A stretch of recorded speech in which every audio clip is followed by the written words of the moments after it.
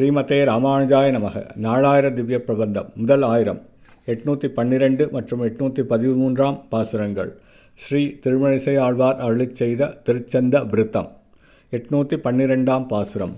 நடந்த கால்கள் நொந்தவோ நடுங்கு ஞால மேனமாய், இடந்த மெய் குலுங்கவோ விலங்கு மால்வரைச்சுரம், கடந்த கால் பரந்த காவிரி கரை குடந்தையுள் கிடந்தவாறு எழுந்திருந்து பேசுவாழி கேசவனே, காட்டில் நடந்த தங்களின் திருவடிகள் துன்புற்றனவோ.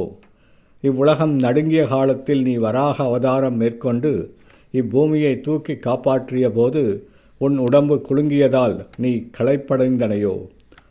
நீர் பெருக்கெடுத்து ஓடி வருவதற்கு தடையாய் நிற்கும் மலைகள், காடுகள், பாலைவனம் ஆகிய அரிய வழிகளையும் ஆறு தன் மிகுந்த வேகத்தினால் அவைகளை கடந்து ஓடி வருகின்ற காவிரி நதிக்கரையில் அமைந்துள்ள திருக்குடந்தை என்னும் திருத்தலத்தில் பள்ளி கொண்டு திருக்கண் வளர்ந்தருள்கின்ற காரணத்தை எழுந்தருளச் செய்து பேசுதல் வேண்டும்.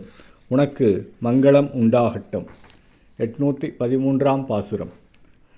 கரண்ட மாடு பொய்கையுள் கரும்பனை பெரும்பழம், புரண்டு வீழ வாழை வாய் குறுங்கடி நெடுந்தகாய், திரண்ட தோள் இரணியன் சினங்கொளாக ஒன்றையும் இரண்டு கூறு செய்துகந்த சிங்கமென்பதுன்னையே.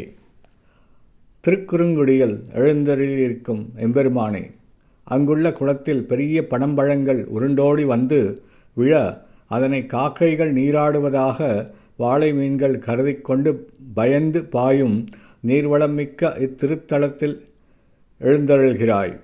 பருத்த தோள்களை உடைய இரணியனின் கோபம் மிக்க உடம்பினை இரு கூறாக பிளந்து வதைத்து அழித்து மகிழ்ச்சியடைந்து நரசிம்மமூர்த்தியாக அவதாரம் மேற்கொண்ட பெருமான் நீயே அன்றோ. ஸ்ரீமதே ராமானுஜாய நமக. ஸ்ரீ திருமழிசை ஆழ்வார் திவ்ய திருவடிகளே சரணம்.